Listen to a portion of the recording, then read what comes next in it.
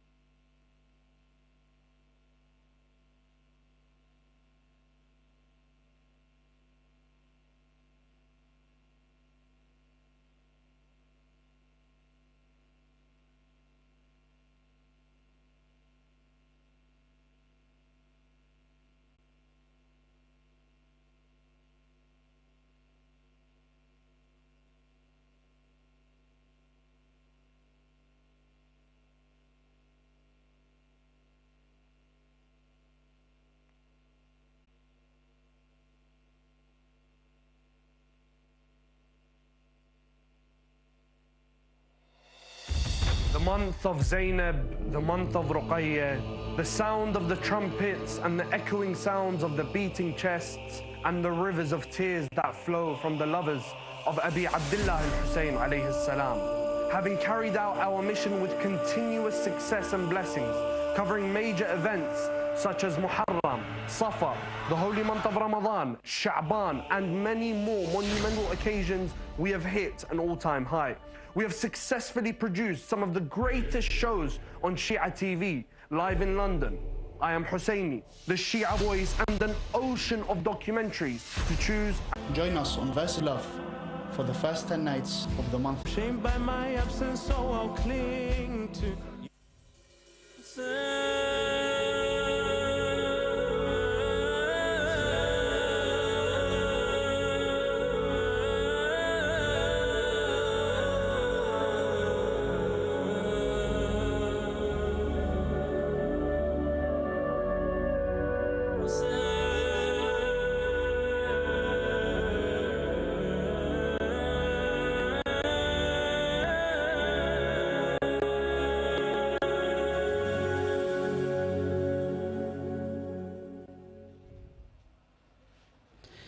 أعوذ بالله السميع العليم من الغوي الشيطان اللعين الدقين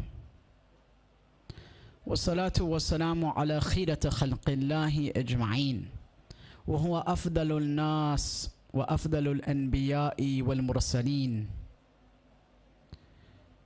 وهو أبو القاسم المصطفى محمد.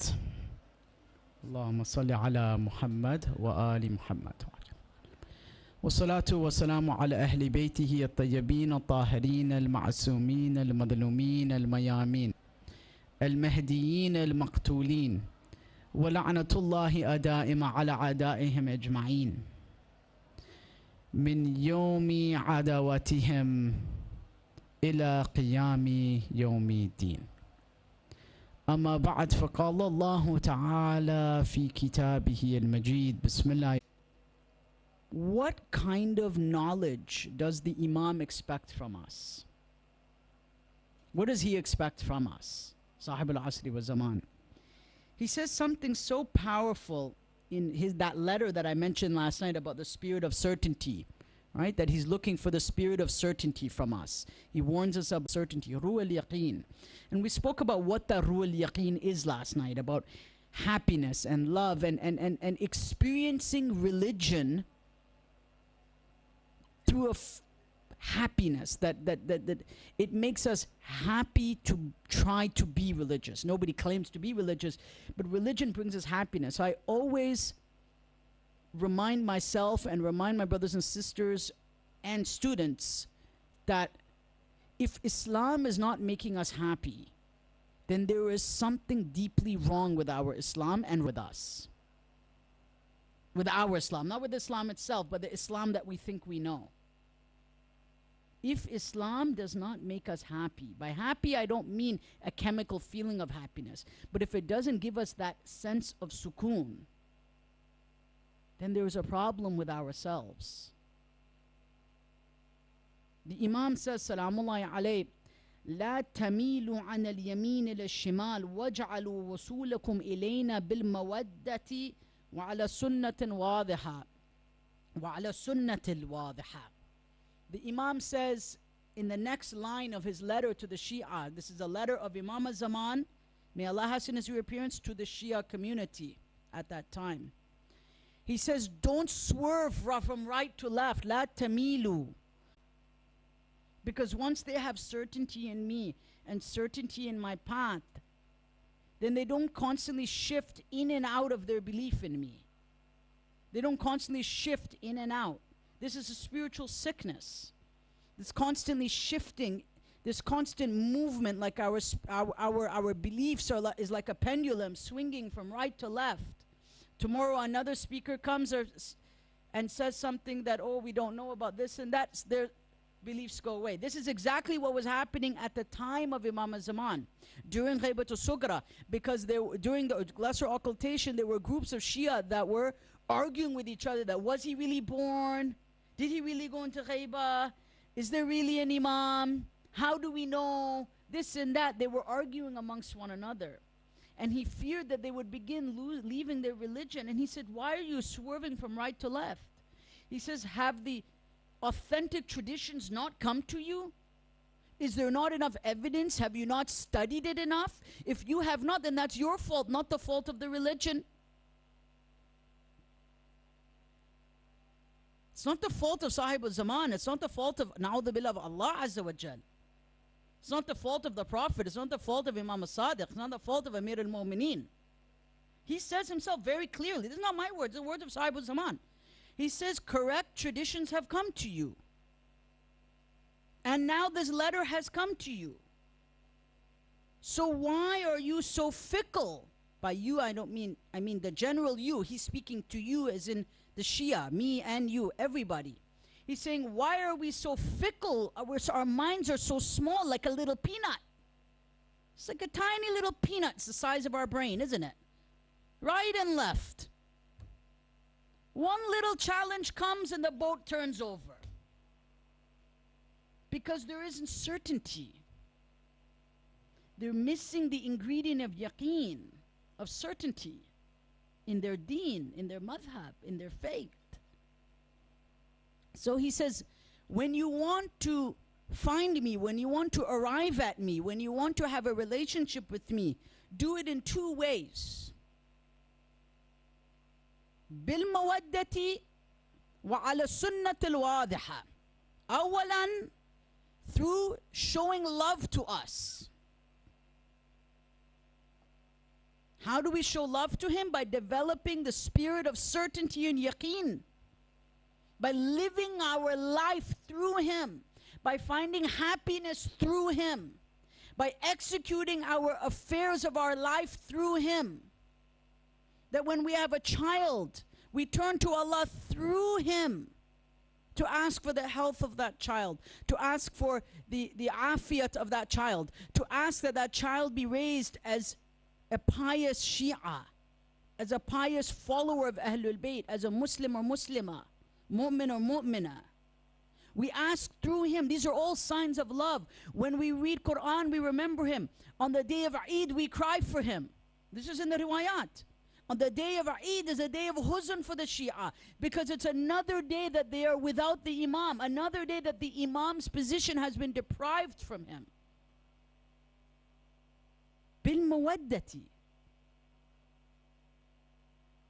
وعلى السنة الواضحة. that they submit their entire affair to the Imam through a clear sunnah, that their practices in their life are clear.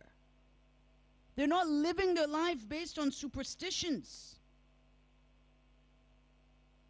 based on cultural baggage that is not in line with the tradition of Ahlul Bayt. Sunnatul wadiha, a clear sunnah, a known sunnah. This can have many implications. But that's why we follow those who are more learned than us.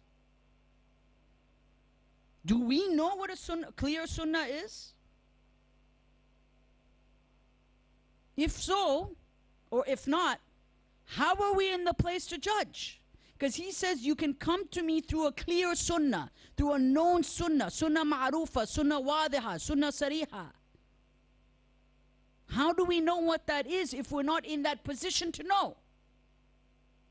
Is it left to everyone to just make the religion into their own backyard hobby? No. Ala asas al-ilm, on the foundation of clear knowledge. We'll talk about this more tomorrow. But this brings up another problem, which is in today's day and age, and I'm sorry to say, a lot of people would say that that sunnah is outdated.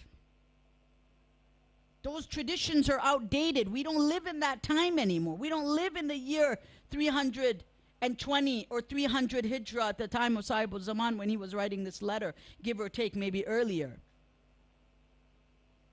We don't live at that time anymore. What relevance does anything that he has to say to do with us? This is an accusation. It's something we have to think about. Then we're posed with two possible answers, maybe three here. Number one, the accusation is correct, na'udhu billah, that all of this is irrelevant. What's sunnah wadiha? Sunnah of medieval times, not sunnah of time now. We have to create a new sunnah wadiha, na'udhu billah. Because new times require a new sunnah. Tiya zaman, alaykum an tataghayyar sunnatana, na'udhu billah. That supposedly, this is not a hadith, I'm imagining what someone may try to make up, that a time will come when it is upon you to begin changing the sunnah of Muhammad wa ali Muhammad. Where is that written? Yes, there's context, there's adjustment, there's mechanisms within the Sunnah and the Quran to understand the time and the place where we are. Absolutely. But does that necessitate a change in the Sunnah completely? That's number one. Number two is perhaps alim and clean, inshallah, and peaceful, and we have the spirit of certainty, then we believe that the spiritual heroes of our past, the role models from Allah Himself, that their wisdom, their spirituality, and their ethics live on forever. Either they do or they don't. Because when we start picking and choosing, we get in a very difficult situation, because someone will say, okay, Imam said to be nice to my neighbor, I'm going to take that part, but Imam said no music at the wedding. Well, come on, we're in the modern times now. I'm inviting, I've got a lot of friends coming. How are we not going to play the music? Na'udhu billah. So the Imam says, make our approach to him through unconditional love. Mawadda here is unconditional love, unconditional obedience. وَعَلَى السُنَّةِ الْوَاضِحَةِ. So on one hand, somebody wants to go and feed their neighbor. Yes, we are Hussein, or I am Hussein, or all of this. Yeah, fine. Alhamdulillah. I'm not mocking it. It's good. May Allah bless these people. It's a good act. But on the other hand, Oh, hijab is not necessary anymore. It's a new time in which we are in. Or it's too difficult to work and to observe the hijab at the same time.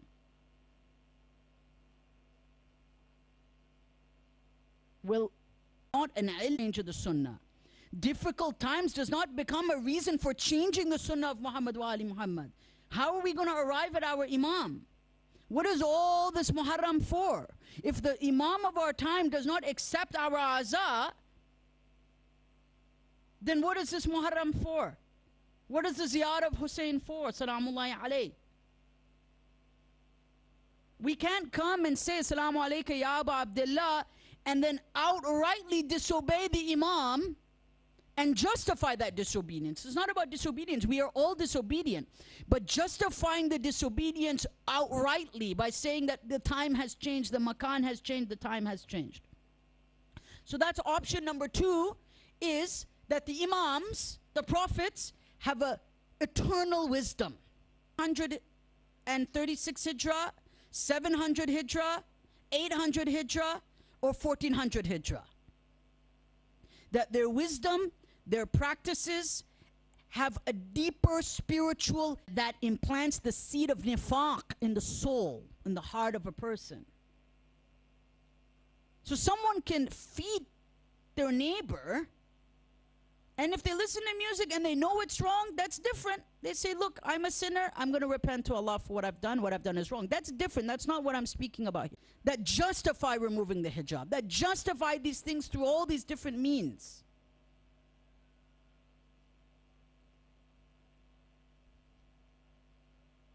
At the end of the day, we all have to live with our conscience.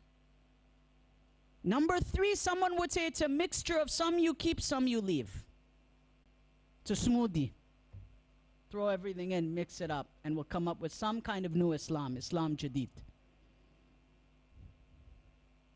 Again, I'm not saying we don't live with the values of justice in that it requires us to look at certain elements of the akhlaq of Islam, certain elements of the Sharia, certain elements of the deen, and emphasize certain elements of the deen today, in a certain time, in a certain context. Yeah, that's possible. And that's what our mujtahids, our maraja, our great ulama, our senior scholars know about. And we trust them. We put our affairs, inshallah, in their hands. First in the hands of Allah subhanahu wa ta'ala, but in the hands of the most learned. But is it on us to make that smoothie, so to speak? I'm using it just so everyone understands what I'm trying to say. Throw in a little bit of strawberry, throw in a little bit of apple, throw in a little bit of orange, a little bit of mango, a little bit of chia seed, a little bit of, and press the button and say, you know what? MashaAllah, I'm intelligent, I'm smart enough, I've made my own religion. Can we look at our imam in the face and say this is sunnatun wadiha? Or is it my own homemade smoothie of religion? Or are we living a life of hypocrisy, of some kind of hypocrisy? We have to ask ourselves that question. Why? But I should add something here, something very, very, very, very important, which is, when I say sunnatun wadiha, that means it's established, not based on a dream, for example. Someone came and said, oh, I had a dream of Imam in the 17th century that this amal or this particular practice, for example, is, going to make your salat batil. No. I mean, when we say sunnatun wadiha, meaning it has to be based on evidence. It has to be based on an evidentiary methodology, something that's clear, something that people can understand. Sallu ala Muhammadin wa ali Muhammad.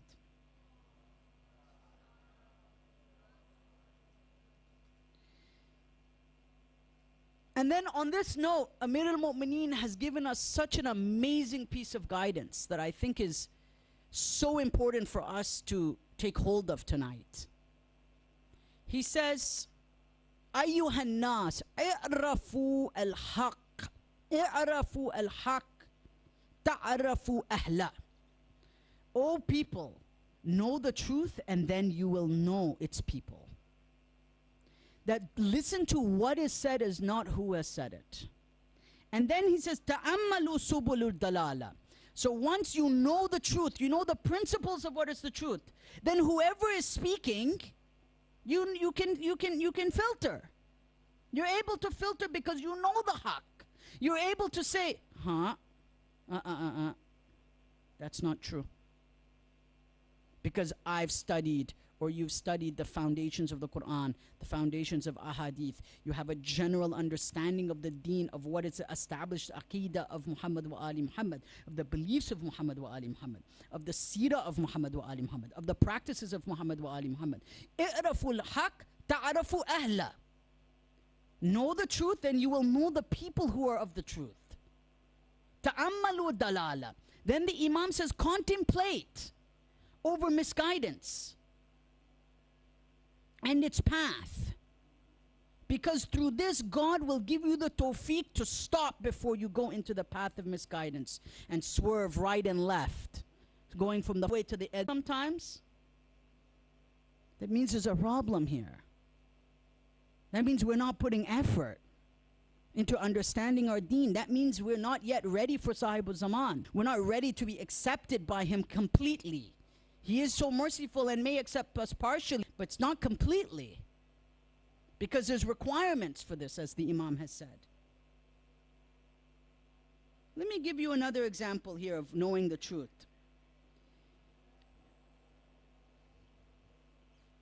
The Imam, as I spoke about a couple of nights ago, speaks about the usurpation of the right of Sayyidah Zahra salamullahi alayha. To know about this. Out of everything that he could tell us in a letter about his existence and his imamat, he chooses to tell us about the usurpation and the usurper, the ghasib, the one who stole the haqq of Sayyidah Zahra, of Lady Zahra. Why? If this didn't matter, why would he tell us? Because it's a paradigm of the truth. That when we see what happened between Lady Zahra and others, we begin to derive lessons of truth, of what it means, the significance of stealing, the significance of taking the right of others. This is what he means. Know the truth and then you will know its people. And the opposite is, know those that are against the truth and you will know its people. So we must talk about these things. We must teach our children about these things. We must remember these events. We must learn from Qadiyatu Zahra and the event of Zahra salamullahi alayha. This is from the advice of Sahib al-Asri wa Zaman, as narrated by Sheikh Tusi in his Kitab al-Ghaiba, this letter. But no one can do this job for us, my dear brothers and sisters. No one can do this job for us. Mark my words. We are the only ones that can do this job for ourselves. No lana, no mimbar, and no majlis can do this job for us. It can be a means, but they can't do the job for us. And on the other hand, this job cannot be purely intellectual. It cannot be purely intellectual. It has to be coupled with a deep life of searching for meaning.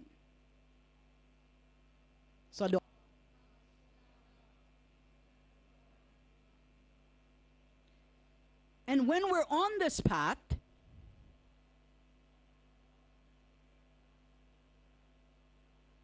there's something so beautiful that I've read in the hadith. That when we are on this path, our soul begins to change. And you know what happens to the soul when it starts on the path of Sahib al-Zaman?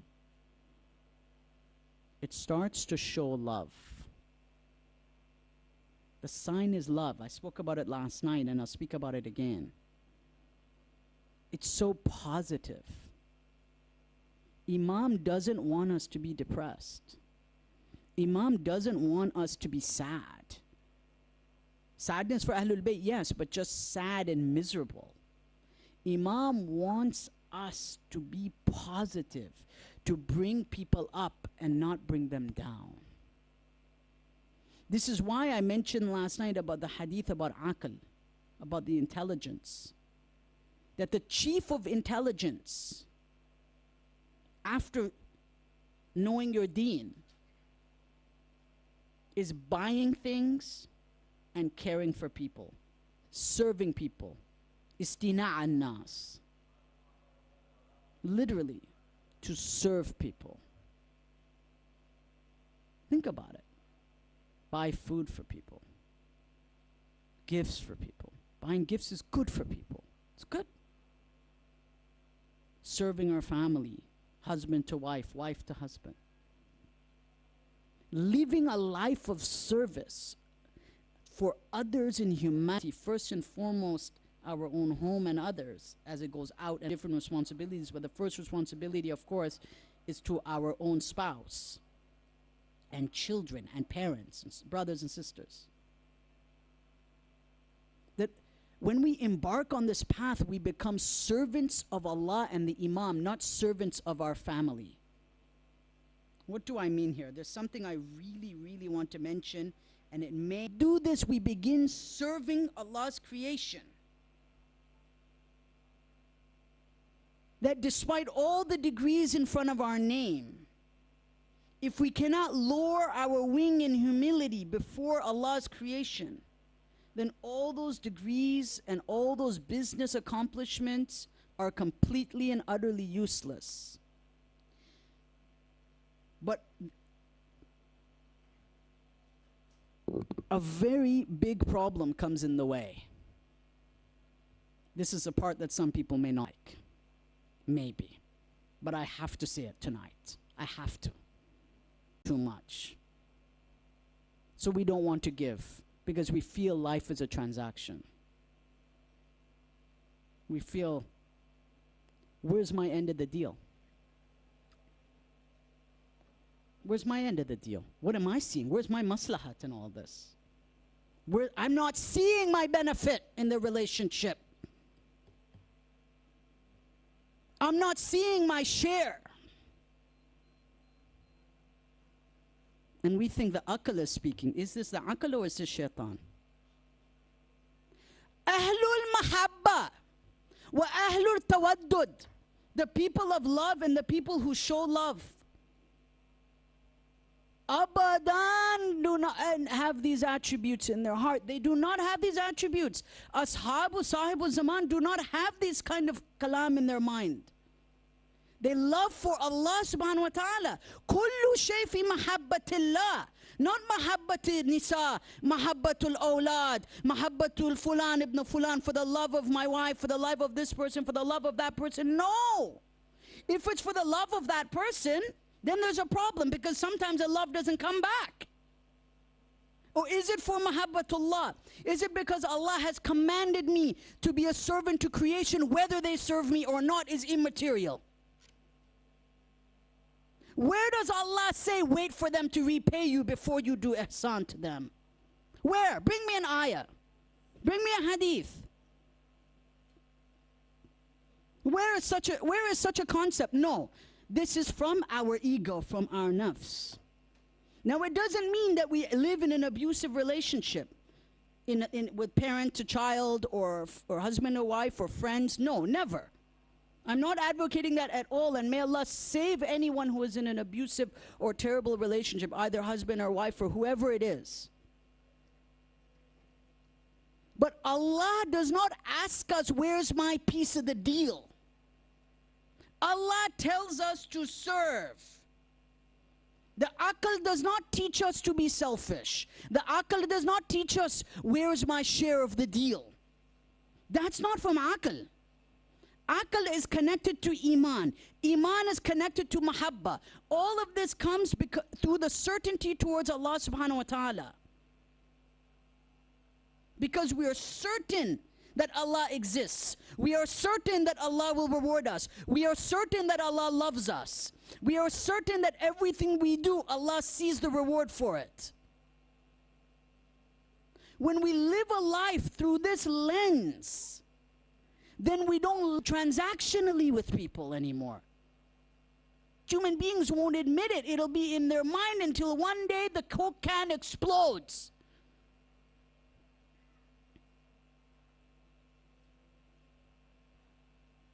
Because the thoughts were unclean all along. The niyyah was unclean all along. The intention was not clean. The intention was in the hope of being praised, in the hope of being recognized, in the hope of insan giving me validation as opposed to Allah subhanahu wa ta'ala. What does Sheikh Mehdi Naraki say? Just so people don't say Sheikh Vinay is bringing his own opinions on the minbar. Ayatollah Naraki says in Jami' al-Sadat about why we lack certainty in Allah. Right? Because one of the attributes of the person that wants a deal out of everything is they lack yaqeen in Allah subhanahu wa ta'ala. I'm just quoting the beginning of it. Man da'afa yaqinuhu ta'allaka bil asbab. That the one whose yaqeen is weak, their mind is constantly attached to asbab, to this person will do this for me, this person will do this for me, my boss will do this for me at work, my wife will do this for me, my husband will do this for me, my husband will make me feel better, my husband will make me feel better. No, Allah makes us feel better. Walan wa akhiran. If we have yaqeen in Allah, we don't attach ourselves to asbab. Everything else is a secondary branch of that. It's not awwal. It's not primary. The problem is we make other people primary, na'udhu billah, and Allah becomes secondary. And then we come on. The mushkila is within ourselves. Sallu ala Muhammad wa ali Muhammad.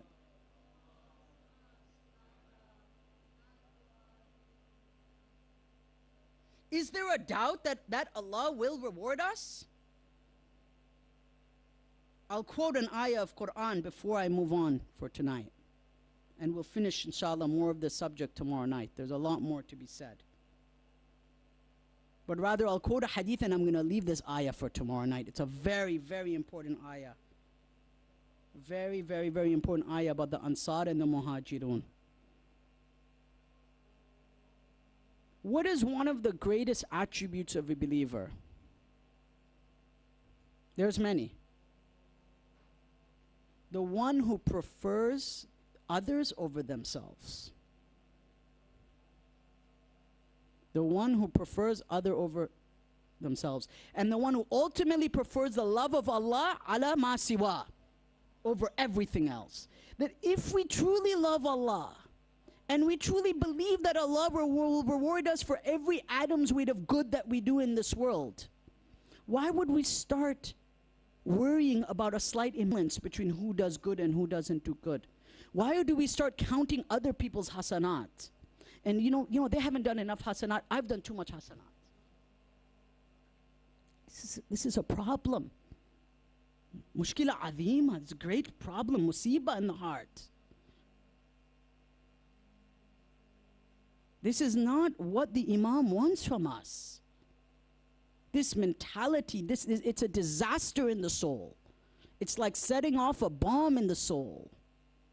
And we all experience it. We're human beings, we know that. Allah will reward us. Are we worried? Are we worried maybe there isn't a day of judgment? Maybe the ihsan will not come from Allah? Maybe Allah will not recognize me? Maybe my imam will not be told about what the good I've done by the angels? Maybe deep down, as Sheikh Naraki says, and maybe this may hurt some of us to say, but I'm going to say it. Because it needs to be said, because this is what Sheikh Naraki says in Jami' al-Sadat. One of our great mujtahids and towering authorities of Islamic spirituality. He says, the problem is, in many of our hearts, we may not really believe in Yawm al-Qiyamah and Ma'ad. We may not really believe in it. We may not really believe in Allah's ihsan and love towards us. And until we learn to develop that in our hearts, and to train our hearts to believe in that and to love that and to live by that, we will forever be disappointed by everyone around us.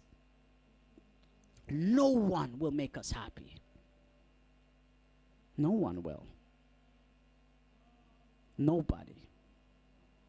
Because everyone else, aside from the Imam, is fallible. Everyone else has mistakes and khataya. Everyone else at times will be good, at times may not be good. And then we get disappointed. Then we get depressed. Then we have anxiety. Yom ba'da yom ba'da yom. We live a life of it. And sleepless nights. It's not to say that that other people's behavior, there's an excuse for bad behavior. No. But we continue to do good. We continue to show ihsan. We continue to show love. We never stop that. We continue to serve our community. We continue to serve our family. And Allah will inshallah reward us doubly if we even do it without returning, without the things coming back. Or a slight amount. I'm not talking about 0 to 10. Let us say 2 to 5. Nobody should live a life of 0 to 10, of nothing versus 100%. But a slight imbalance. Sallu ala Muhammad wa ali Muhammad.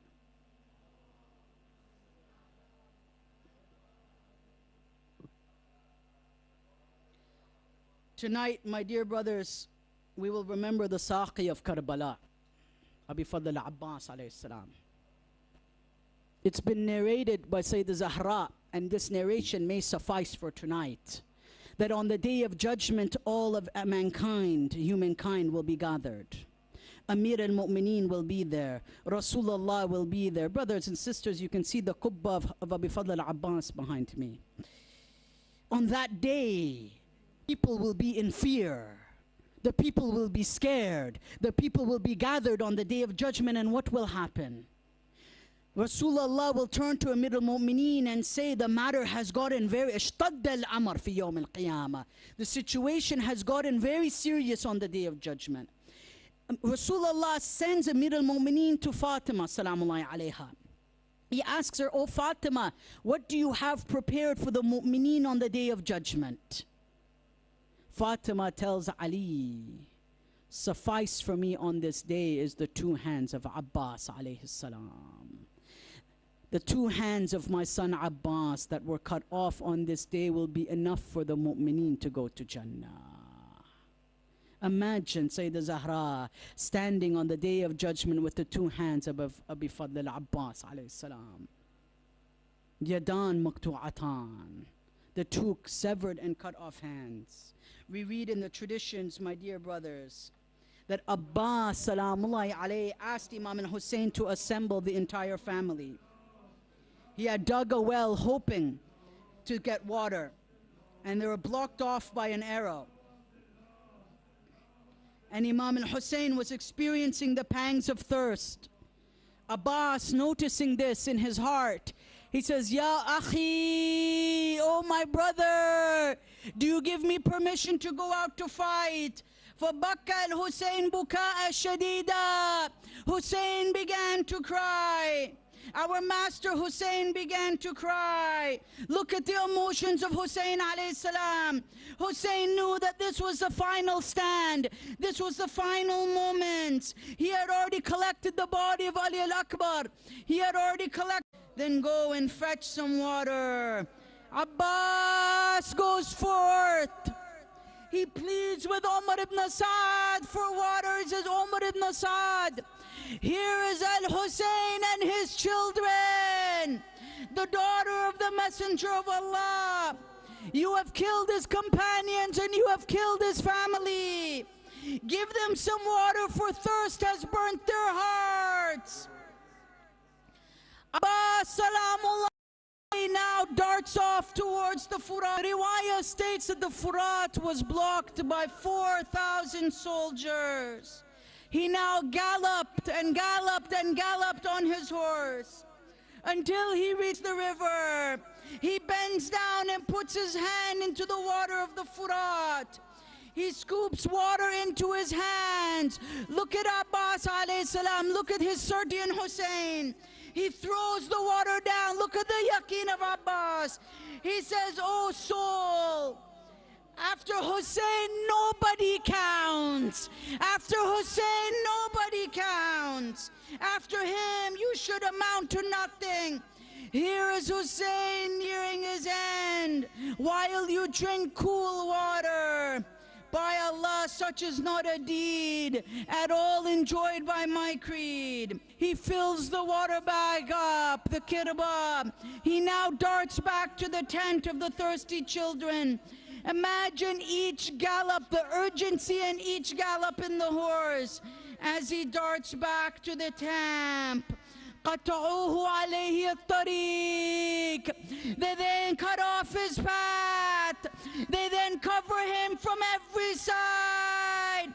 They begin firing arrow after arrow, spear after spear. One after one, the riwayat state that they're landing from every direction.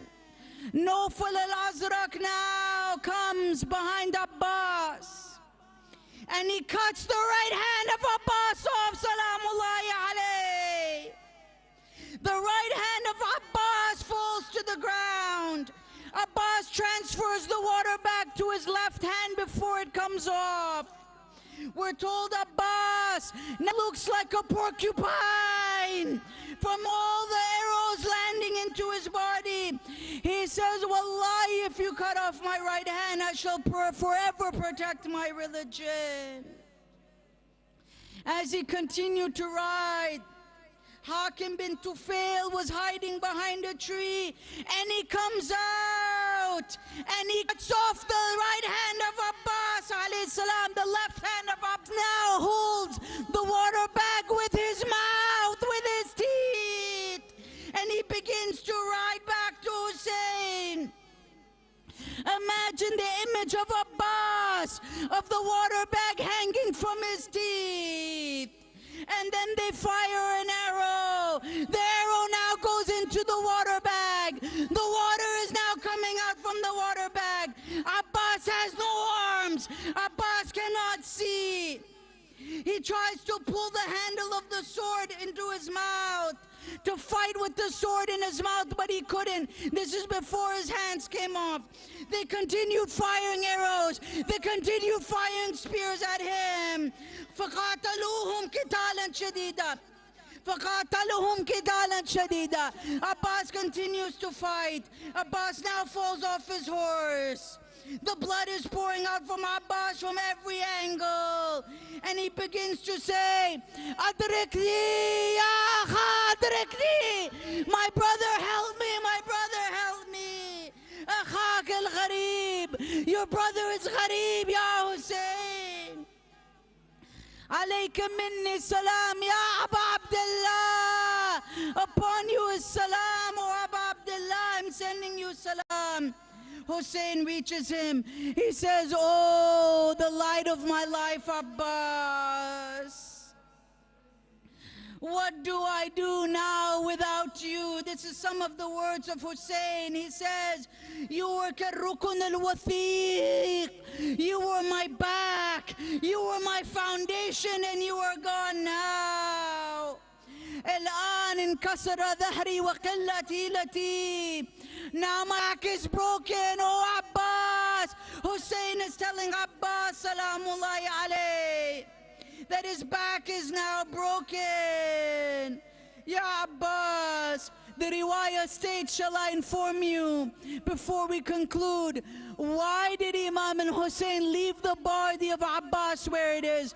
Why is there a distance between Hussein and Abbas, salamullahi alayh? Because the body of Abbas could not be moved, it was in pieces. He had so many wounds that Hussein could not move him, salamullahi alayh. ألا لعنة الله على قوم الظالمين. Now we will turn to the recitation of Shan and Rizwan.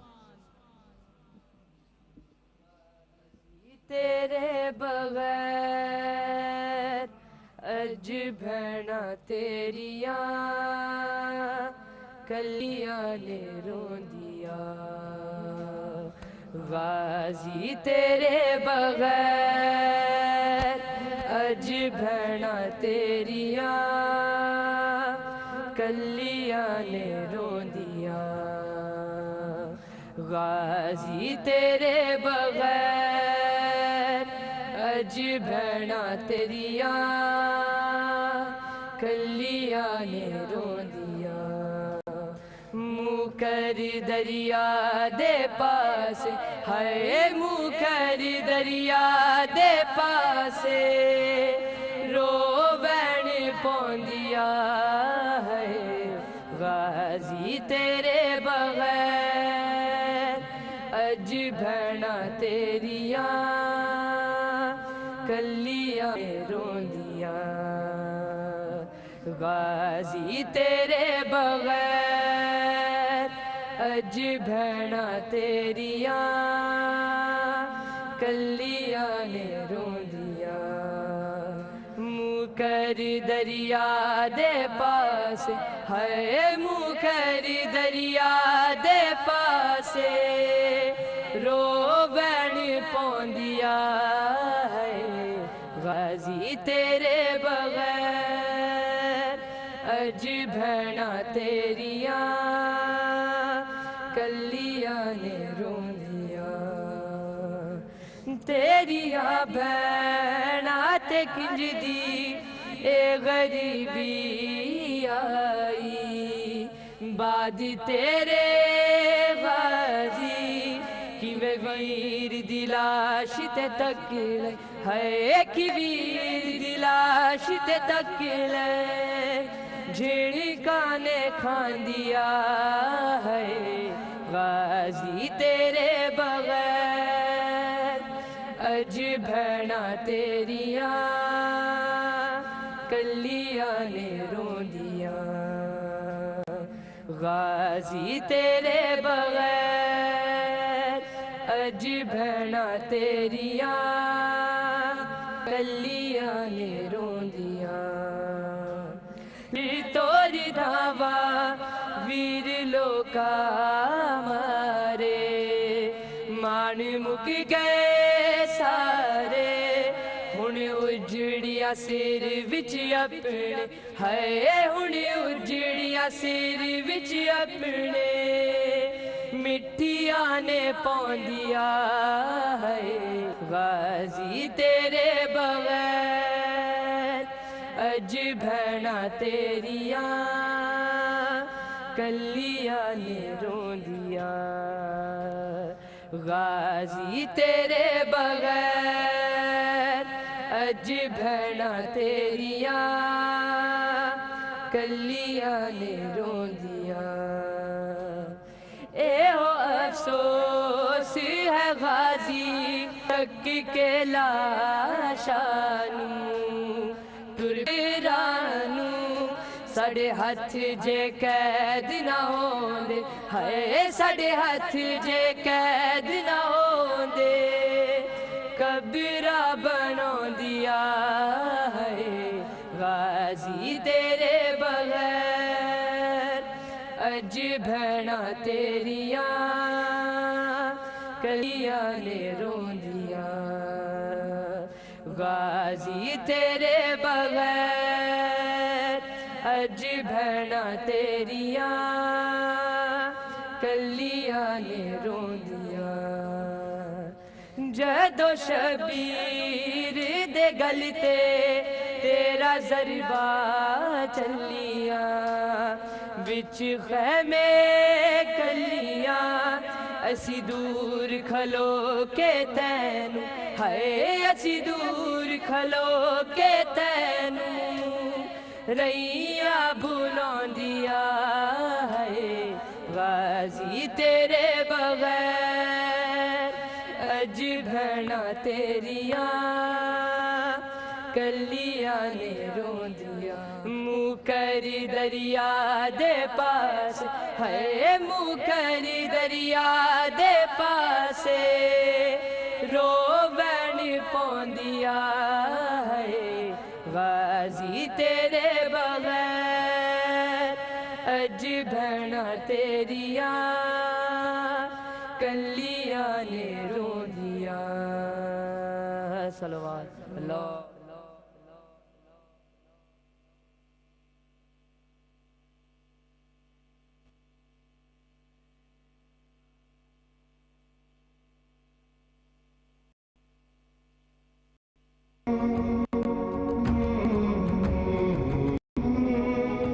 I don't get where 25 million people go visit the shrine of Imam Hussein alayhi salam. What's so special about this event? Assalamu alaikum Shaykhuna. Wa alaikum assalam wa rahmatullah wa barakatuh.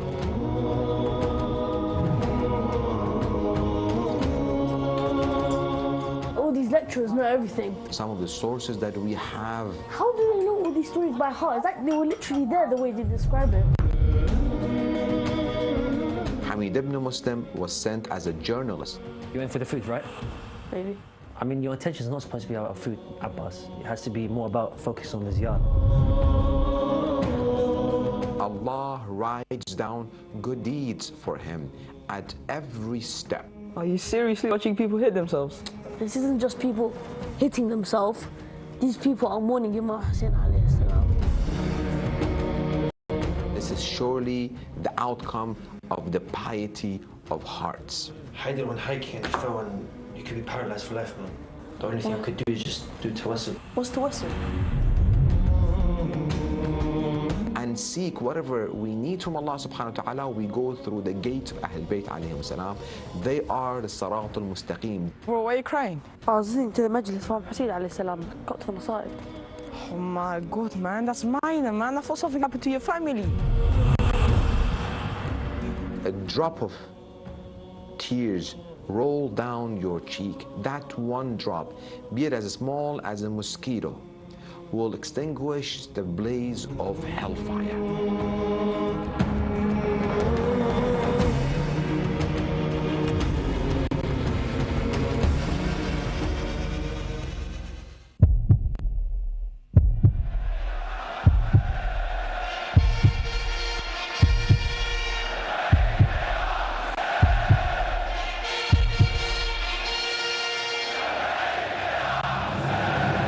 Imam Hussein stood in defiance to save the religion of Islam on the day of Ashura.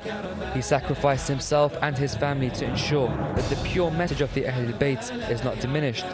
Today, millions around the world visit his holy shrine in Karbala during the first 10 days of Muharram to renew their allegiance and to answer his call. The lovers of Imam Hussein yearn to be in the land of Karbala, mourning the master of the youth of paradise.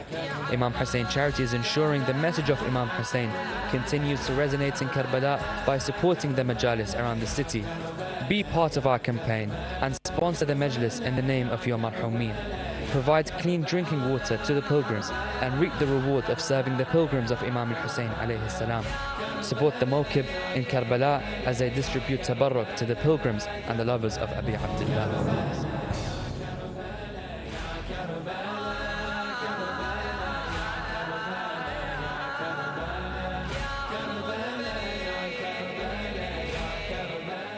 Bismillah ar-Rahman ar-Rahim.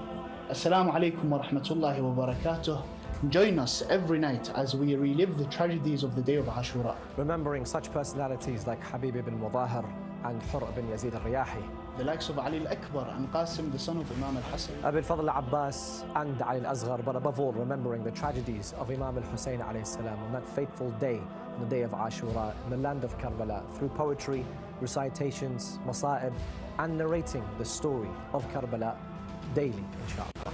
Join us on Verses of Love for the first 10 nights of the month of Muharram. I yearn to go visit the land of the kings, dream had wings. I'm shamed by my absence, so I'll cling to your. The month of Zainab, the month of Ruqayyah, the sound of the trumpets and the echoing sounds of the beating chests and the rivers of tears that flow from the lovers of Abi Abdullah al-Hussein alayhi salam.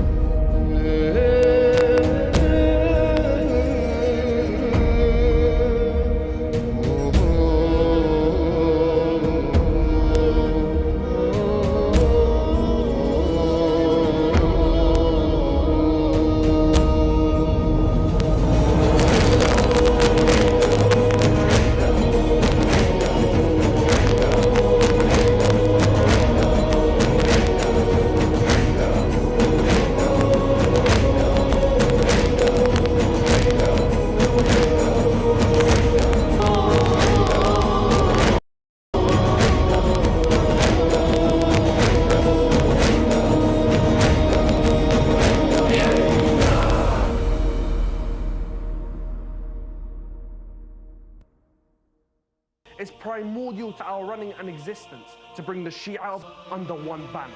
We are looking for as many supporters to help us achieve our goal, to explore the plethora of avenues we can take to help bring you Karbala 24/7, 365, all the time, and allow you to experience the holy months at the comfort of your own home. Go on our website, or alternatively, call us on the numbers down below, because Imam Hussein TV is truly your gateway to Karbala.